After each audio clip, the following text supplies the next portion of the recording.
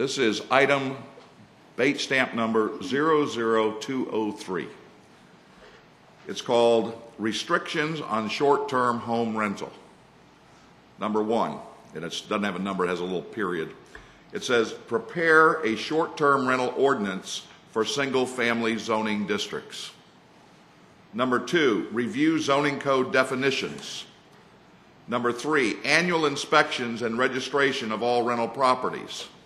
And number 4, create an administrative structure that provides for implementation.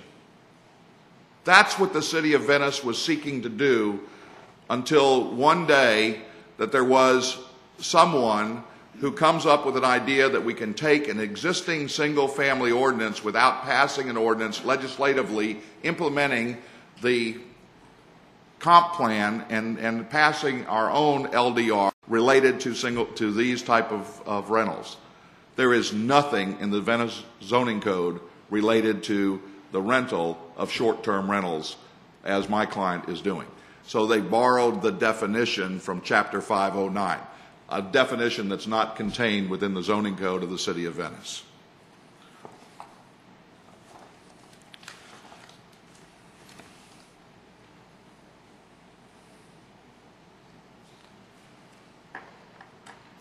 I also commend your looking at another memorandum from Tom Slaughter to Martin Black.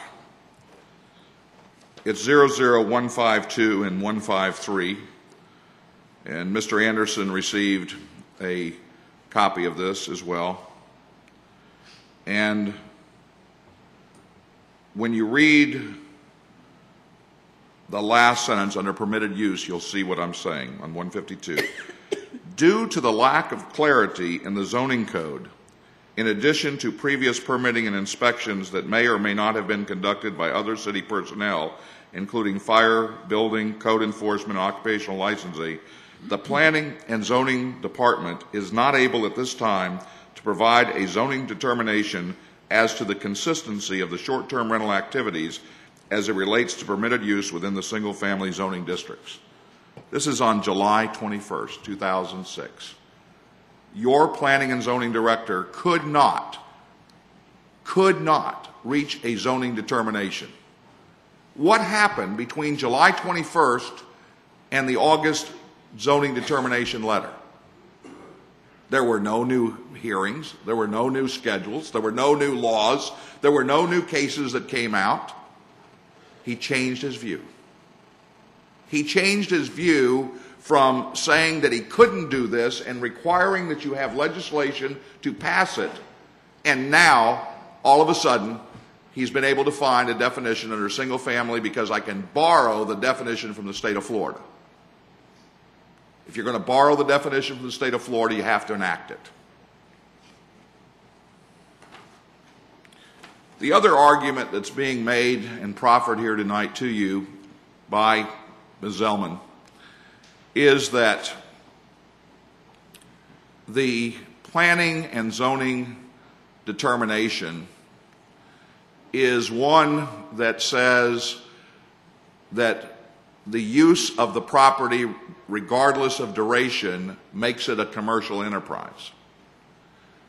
That is absolutely incorrigible. It can be no use where the people who are coming into the property are using it to cook, to eat, to sleep, to be part of the community during the time that they're here, to enjoy what the City of Venice offers to families, to enjoy the sun, to enjoy the opportunity to be here in a great community, to call that a commercial activity. And I'll tell you why. The case that we brought in front of the Planning and Zoning Commission was a case that originated also out of Tampa. And it was a case involving voyeur dorms versus the City of Tampa. And it's in our packet. Look, what you see with us is what you get. We don't have anything. We put the entire package onto the city so that you could see everything we had. We gave you the emperor's new clothes. We don't have anything different that we're here. We're not here today to try to re-argue and say, well, there's this new case that's come out, and we'll talk about the cases that they've cited that are allegedly the new cases in a moment, the City of Treasure Island case as well. But here's the interesting issue. In voyeur dorms, the City of Tampa wanted to regulate adult activities. And I'm in favor of it, by the way, so I don't want you to think I'm citing the case that I'm in favor of having these kind of activities here in the city of Venice. But I can tell you that it's permitted. And here's what happened.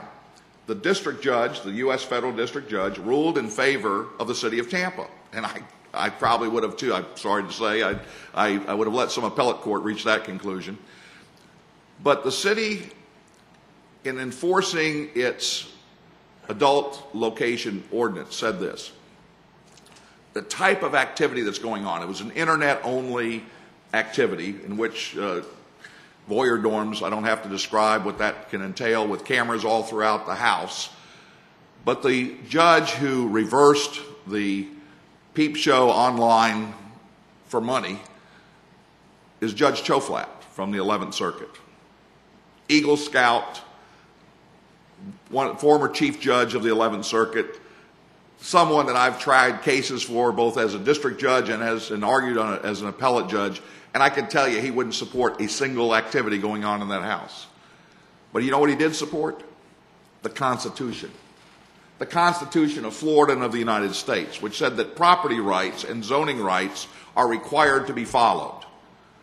And in that house, that voyeur dorm house in a residential community inside the city of Tampa, which they were charging people online for money, which was clearly a commercial activity, they said this: no new people wanted to be there. In fact, it would ruin their business if the people who were subscribing knew where to go, because they might peep in the windows and see it for free. So they didn't want people to know where the house was located. There was no disturbances because they didn't want any disturbances. They didn't want police coming in there. And so these weren't people living in this house who were part of your community organizations. They weren't people who were there going to the displays. These are people who were paid money to live in this house. And that was not a commercial activity under the zoning code, because it was a single family residence that was being used for a single family residential purpose. People living in the house.